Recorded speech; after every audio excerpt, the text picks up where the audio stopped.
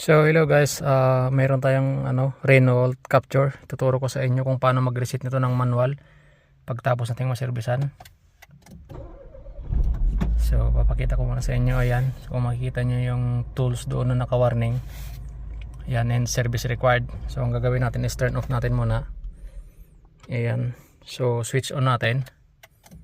So itong dalawang button na dito, itong arrow na up and down, so i-click natin to hanggang sa lumabas yung service interval. Ayan.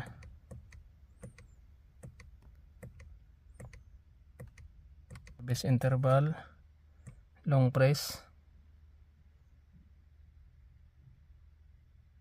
Ayan. And long press again.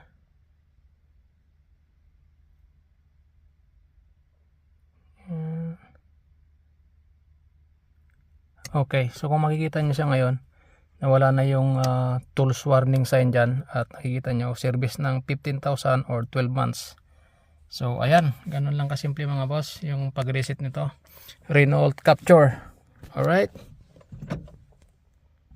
So ayan, start na natin. Nawala na yung warning sign na dyan sa cluster.